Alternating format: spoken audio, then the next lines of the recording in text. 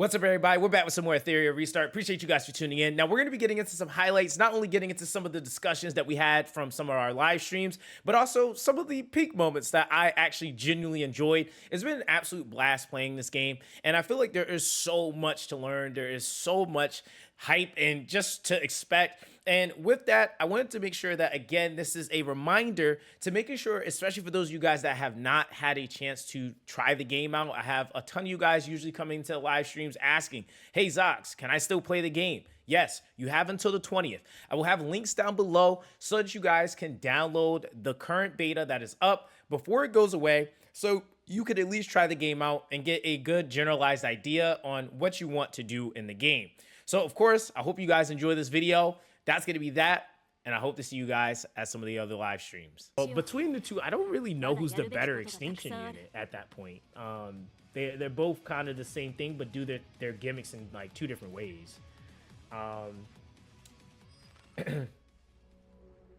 You said problems with dupes are just really bad. I mean, that's the thing, though. I don't know how else they would really be able to create any sort of balance if dupes were really good, right? Because, like, if you look at games like E7, like, there's a reason why they do imprinting the way they do. Because if dupes were super game changing, then you would just have a complete imbalance basically there. There really wouldn't be a competitive nature to it. And even then, I think one of the big problems that E7 runs into is speed imprint. Speed imprint is like one of the most like annoying things to deal with, especially if the unit is already oppressive. So I guess in fairness of balance, that's like one thing that's kind of a thing. I don't know what their take on that is, you know. I really don't know what their take is as far as like trying to make that more of a lucrative thing, or if they're comfortable with where it's at. But I do get why they're doing it, because it does create, like, again, I come from a game that was so imbalanced, in fact, that you couldn't do PvP unless you were an Omega Whale. Like, I was a part of the top 1% in that game. Like, so I do get how, like, that X's out, like, 70% of the player base, which is typically on average in any game, is casual. So when you do stuff like that, you just don't have that engagement, and people tend to not care about that specific thing. So I don't know. I guess it just kind of all depends, like what they could possibly. I don't know what they could possibly do to make it feel a little bit better in that way. But it's still things that I would say that you definitely, like, if that's what you're feeling, like, definitely let them know, because they might revisit it and they might do some more stuff to revamp it, because the dupes also had a little bit less value, I feel like, before. So that's kind of, it just kind of comes with the territory. It's really hard to balance in PvP anyway. But dupes, man, like, dupes literally can take it from, like, okay, we're chilling, to, like, now you're just getting beat up by by the fact that somebody got 3 dupes into their character and you don't. So I guess it just is that, right? But I do get what you mean, though. It is absolutely a thing that exists in other games, like, that is like a spender thing for sure, where like pulling dupes does give you that more value, so it's like it just makes it feel more impactful or better to get a dupe. But I just don't know what they could do to, you know, because again, I don't have all the answers, so I don't know what they could realistically do to try to make dupes feel better, but still then try to maintain balance at the same time is the point I guess I'm getting at. You said, I agree with the more materials with dupes, but not making them empower too much the character. Yeah, so the biggest thing, and I don't think a lot of people have, like, peeped it really, but, like, the main thing that really, and this is why I keep, like, stressing to people, like, the main focal point for right now, at least where they have the game, isn't dupes. It's actually skill up investment. Skill up investment is what actually is going to be the thing that changes your character's abilities and their kit the most. If you actually look at a character, right, every character's nodes, like, if you look at that, like, this is like a whole different, like a whole universe you unlock, right? So you see how it's 3 skills, but when you actually click on the skill, this is where you're getting the value. So what they did was, instead of it being a dupe system where you have to pull for that value, like most games will slap these types of things where it's like increases the damage from a dupe, right, by a certain percentage, or increases the recovery, or it makes the skill just do something completely different. Like, this is increases final damage boost for each different buff by 6%. These are the values that you can actually earn over time and just doing events. Like, they have Tower that gives you the gold perfect latices and stuff like that. So that's something that they're going to have to figure out as far as balancing that out so players are able to get that consistently. But also players are going to have to make conscious decisions on who they're going to invest in first, right? When it comes down to these resources, because these are what I consider the rarest resource in the entire game. So yeah, that's just something like just kind of like a food for thought. Like as you're going through the game, that's going to be something you have to consider and think about. Like you're not going to just be nilly-willy throwing these onto any unit. You're going to be investing these into the units that give you the most value in your account first. So that's, you know, just kind of like, you know, what you have to consider. And then of course for each rarity it changes, right? So if you're dealing with SSRs, they use the perfect lattice, but if you're dealing with SRs, for example, they use the evolution lattice. So it's not just all locked behind like every character needs to use that one attribute or that one rarity of that specific resource. And there are some SRs in the game that are up there with the SSRs. Like, mind you, like I was clapping people with, my team consisted of one SSR, 2 SRs, and an R rarity. And that was the team I was going through PvP clapping people with. My defense had, I think I had about a 90% win ratio with my defense in the last beta. And we're talking about, I'm going up against like TWCN players. So like those dudes, like, those dudes are like really sweaty. So like I obviously was doing something right for me to be able to compete with those dudes. And the cool thing is that nobody's able to spend. So really what everybody, like what you're up against is just investment, like whoever made better investment choices and better builds, essentially, really at that point. Which is kind of cool to be able to experience that. It's like nobody really has a spender edge. It's like more so like, okay, what your team comp is compiled of, more so. Which is nice, to be honest. You said dupe system they have right now feels like a placeholder. It could possibly be. There's a lot of things, like I said, mentioned before, with like units changing altogether.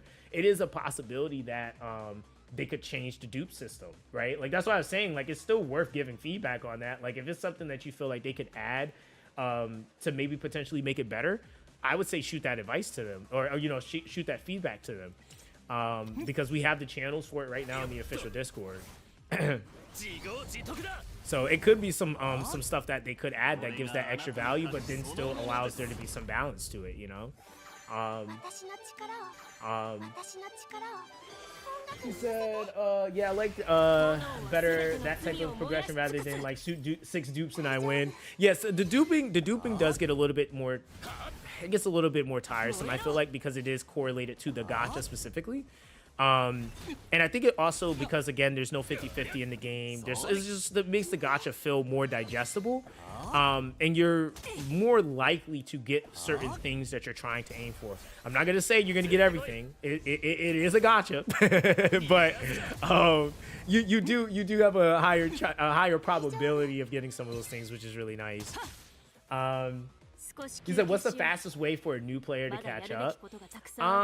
In what way? Like, because like right now, like are you talking about like on like what, like official release, or are you talking about like right now? Because like right now, like the game is fresh, so like nobody's really technically like like anywhere really, like nobody, like everybody's early game right now. But like if you're talking about like maybe after people like progress, I mean, you're always going to be kind of behind if you start late, I guess. Like it's just kind of out, like that's just any game really. But if you're playing when everybody starts, you said I thought there was one beta before this.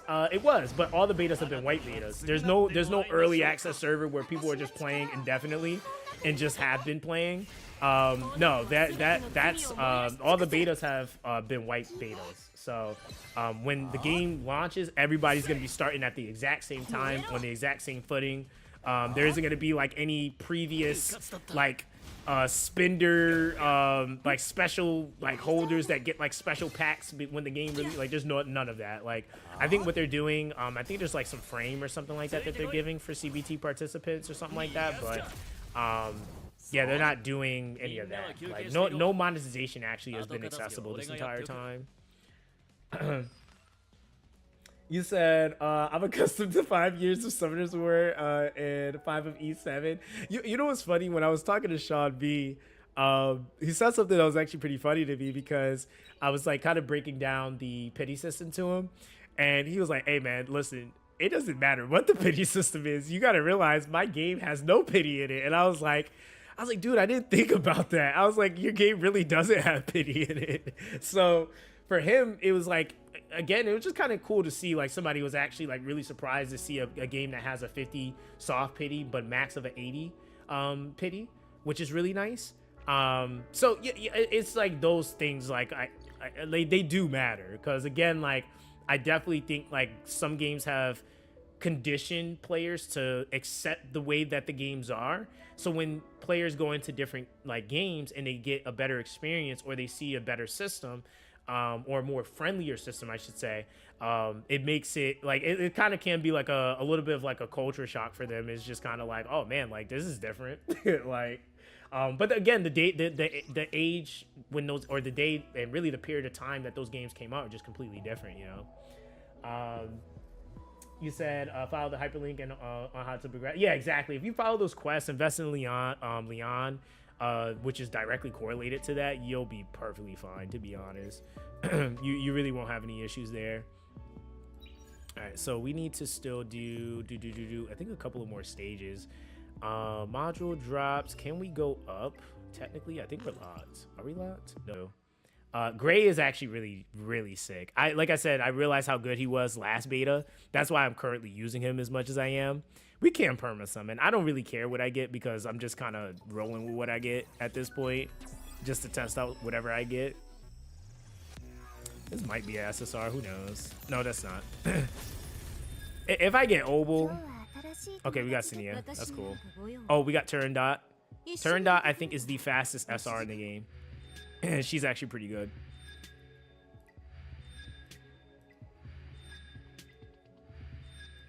Do we get any more?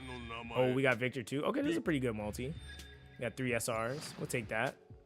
Yeah, so oh, am I calling her by her TW name? I think they call her Durand now. It's not Turn Dot. It's Durand now. Let's see. See.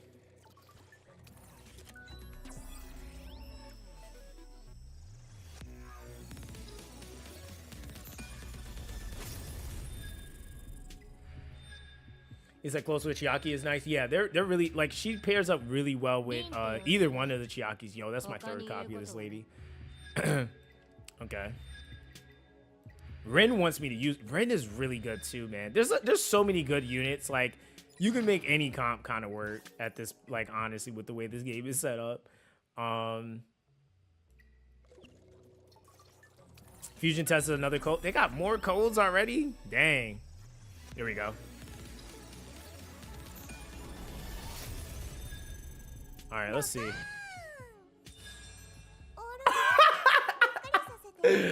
Oh, okay. Okay. Okay. Well.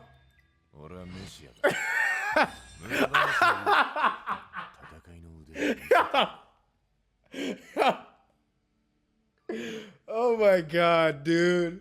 This is funny to me. Yo, this is funny to me, dog.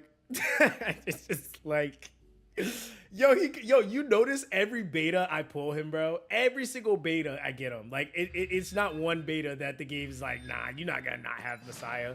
And they always give me, like, this is actually a crazy multi just because of how good both of these units are now. You said now we gotta fight, bro. Hey, I ain't do nothing, bro. You said Lilith too.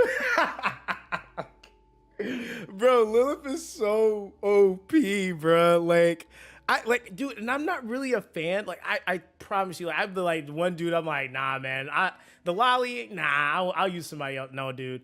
This is one unit I 1000% will use. Like, she is that good. Like, she's that good, bro. Like, seriously. And I was so against this unit. I was like, nah, I'm not gonna play her. Nah, dude, she's too good. She's way too strong.